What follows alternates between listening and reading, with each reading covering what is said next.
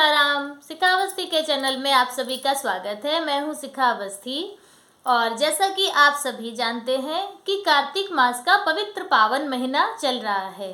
तो कार्तिक मास के शुक्ल पक्ष की नौमी तिथि जो है वो अक्षय नौमी तिथि के रूप में मनाई जाती है, जानी जाती है। तो अक्षय नौमी जो तिथि है उस दिन आंवले के वृक्ष के नीचे नौमी तिथि को द्वापर युग प्रारंभ हुआ था। इसीलिए यह तिथि अक्षय पुण्य फल की प्राप्ति कराती है, क्योंकि यह तिथि ही अक्षय है। और इसीलिए इस दिन आंवले की वृक्ष की पूजा अर्चना करने का विधान है कि वहाँ आप पूजा अर्चना कीजिए, जप तप कीजिए, दान पुण्य कीजिए, भोजन कीजिए और भोजन करवाइए भी। तो यह सब विधि और इसे हम लोग सविधि कैसे करेंगे, इन सब की जानकारी हम आपको दे रहे हैं। तो उसके पहले आप मेरे वीडियो को लाइक कर लीजिए और मेरा वीडियो कैसा लगता है कमेंट करके ज़रूर बताइए। तो फिर हम अपने विषय पर आते हैं। तो कार्तिक मास के शुक्ल पक्ष की नौमी तिथि जो है वो अक्षय नौमी या आखा नौमी के या आंवला नौमी इन नामों से जानी जाती है। तो इस दिन हम सभी लोग आंवले की वृक्ष की पूजा अर्चना करते हैं। कहते हैं कि इस दिन की जो पूजा अर्चना जप तप है वह हम अक्षय हो जाता है, उसका कभी क्षय नहीं होता है। तो और वह कभी मतलब कि हमारे जो पुण्य कर्म हैं जो हम सभी लोग अक्षय नवमी वाली तिथि को करेंगे वो कभी नष्ट नहीं होंगे, हमें अक्षय पुण्यों की प्राप्ति कराएंगे। तो आप सभी लोग अक्षय नवमी वाली तिथि को आंवले की वृक्ष के नीचे जाकर वहाँ श्री राधा कृष्ण भगवान की पूजा अर्चना कीजिए। आंवले की वृक्ष की पूजा अर्चना कीजिए। आंवले की वृक्ष की पूजा अर्चना जैसे हम सभी लोग सोमवती अमावस्या या वट वृक्ष की पूजा अर्चना करते हैं, उसी तरह से आंवले की वृक्ष की भी पूजा अर्चना करनी होगी। सर्वप्रथम हम सभी लोग जल चढ़ाएंगे, उसके बाद दूध चढ़ाएंगे। कच्चा दूध आंवले की जड़ में अवश्य चढ़ाएं, हो सके तो आप पंचामृत से स्नान करवाएं, नहीं तो कच्चा दूध जरूर चढ़ाना चाहिए, क्योंकि आंवले की वृक्ष में भगवान श्री हरि नारायण और भगवान भोलेनाथ दोनों हमें एक रूप में प्राप्त होते हैं। तो इसीलिए वहाँ पर आप दूध चढ़ाएं। उसके बाद फिर आप अक्षत और पीठा जो होता है चावल के आटे का, उससे आप उस वृक्ष को अच्छे से सुसज्जित कीजिए। चंदन रोली लगाइए, वस्त्र पहनाइए, माला फूल चढ़ाइए और भगवान श्री राधा कृष्ण की भी आप इसी विधि से पूजा अर्चना कीजिए। उसके बाद फिर आप परिक्रमा कीजिए। परिक्रमा करने का बहुत ही विधान है। 108 परिक्रमा करने का नियम है, लेकिन जितनी हो सके सामर्थ्य के अनुसार आप उतनी परिक्रमा कर सकते हैं। और 11, 21 या नौमी तिथि है तो आप 9 परिक्रमा ही, ज़्यादा नहीं तो कम से कम 9 परिक्रमा ही कीजिए। तो परिक्रमा करने के बाद फिर आप एक ब्राह्मण दंपत्ति को आंवले की वृक्ष के नीचे भोजन करवाइए। कहते हैं कि आंवले की वृक्ष के नीचे आप जैसे भोजन करवाएंगे तो उसका आपको बहुत ही पुण्य फल प्राप्त होगा, जिसका हम वर्णन नहीं कर सकते हैं, इतने आपको पुण्यों की प्राप्ति होगी। अन्न से संबंधित कभी भी जीवन में आपको किसी भी प्रकार की कोई परेशानी का सामना नहीं करना पड़ेगा। माता अन्नपूर्णा की कृपा सदैव आप पर बनी रहेगी। इसलिए आप लोग आंवले के वृक्ष के नीचे भोजन एक ब्राह्मण दाम्पत्य को करवाइए, उन्हें साष्टांग प्रणाम कीजिए, उन्हें कुछ दक्षिणा दीजिए और फिर उनसे क्षमा प्रार्थना कीजिए। और जब वह प्रसन्न होंगे ब्राह्मण दाम्पत्य तो लक्ष्मी नारायण भगवान स्वयं आप पर प्रसन्न होकर आप पर अपनी कृपा दृष्टि, अपना आशीर्वाद बनाए रखेंगे। तो अक्षय नवमी की जो तिथि है वह हमें अनंत गुना फलों की प्राप्ति कराती है। इसलिए इस तिथि को आप सभी लोग आंवले की वृक्ष की पूजा अर्चना कीजिए, परिक्रमा कीजिए, दान कीजिए। आंवले का फल दान करने का भी विधान है, तो आप आंवले का फल दान कीजिए और खुद स्वयं भी आप फल को प्राप्त कीजिए, वहाँ बैठकर भोजन कीजिए।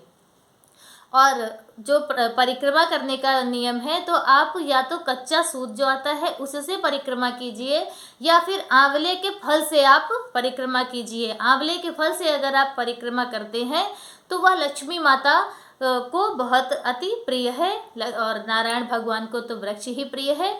इसलिए आंवले का फल से अगर आप परिक्रमा करते हैं तो लक्ष्मी माता को मतलब आपको विशेष उनकी कृपा प्राप्त होगी। तो उसके बाद फिर पूजा अर्चन करने के बाद, ब्राह्मण भोजन कराने के बाद आप स्वयं भोजन करें और आंवले की वृक्ष की महिमा को भी जाने। कहते हैं आंवले की वृक्ष के नीचे अगर आप भोजन करते हैं और भोजन अन्न का दान करते हैं तो आपको अन्न से संबंधित कभी भी जीवन में किसी प्रकार की कोई समस्या नहीं होगी। आंवले के वृक्ष के नीचे अगर आप अपने पूर्वजों का तर्पण करते हैं तो अगर आपके पूर्वज नरक भी भोग रहे हैं तो कहते हैं उन्हें स्वर्ग की प्राप्ति होती है। आंवले की वृक्ष के नीचे किए गए जप तप दान पुण्य की उन्हें कोई वर्णन ही नहीं कर सकता है। इतने हमें ज़्यादा पुण्यों की प्राप्ति होती है उस वृक्ष के नीचे पूजा अर्चन करने से। अगर किन्हीं का वैसे तो प्रयत्न पूर्वक आपको कहीं मंदिरों में या पार्क में आंवले के वृक्ष होते हैं, आप वहां जाकर पूजा अर्चन कीजिए। किन्हीं कारणों से अगर आप वहां नहीं जा पा रहे हैं तो आप इसी विधि से, पूर्ण विधि से तुलसी माता की पूजा अर्चन कीजिए। उसके बाद जो आप चढ़ावा चढ़ाएंगे वह सब कुछ लेकर किसी भी शिव मंदिर में या लक्ष्मी नारायण के मंदिर में आप वह दान कर देंगे तो भी आपको उसी पुण्यों की प्राप्ति होगी।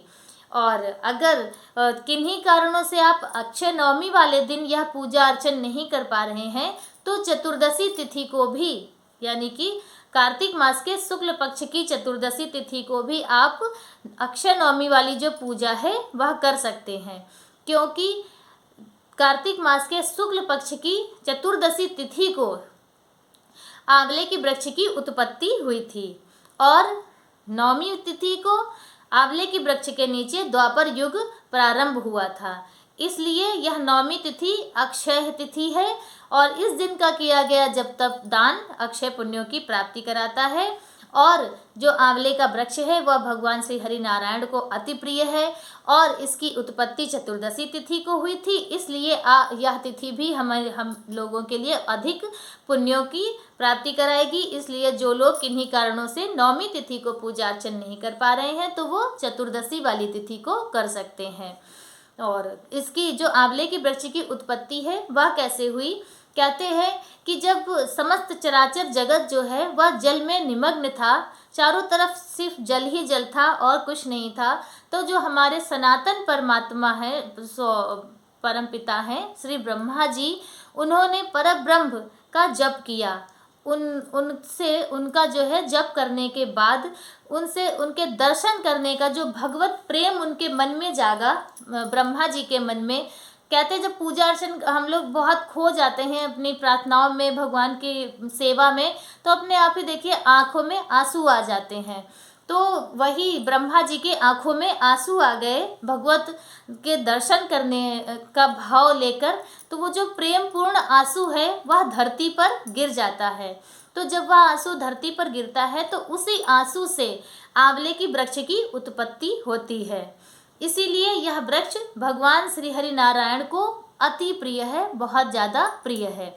और इसीलिए सर्वप्रथम सृष्टि में आंवले की वृक्ष की उत्पत्ति हुई थी। इसलिए आंवले के वृक्ष को आदिरोह के नाम से भी हम लोग जानते हैं, जाना जाता है। तो आंवले का वृक्ष, उसकी महिमा अनंत गुना है। उसके वृक्ष के नीचे किए गए जप तप दान हमें अक्षय पुण्यों की प्राप्ति कराएंगे। इसलिए आप सभी लोग अक्षय नवमी वाली तिथि को, जो 21 नवंबर दिन मंगलवार को पड़ रही है, तो आप सभी लोग आंवले की वृक्ष की पूजा अर्चना कीजिए, परिक्रमा कीजिए और भोजन कीजिए और भोजन करवाइए भी।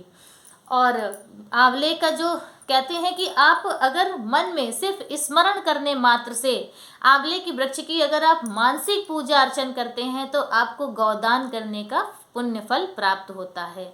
और वही पूजा अर्चन अगर आप वृक्ष के नीचे जाकर करते हैं, यानी कि स्पर्श करके करते हैं, तो आपको वही जो आपका पुण्य दान है वो आपको उसका दुगना फल प्राप्त करवाएगा।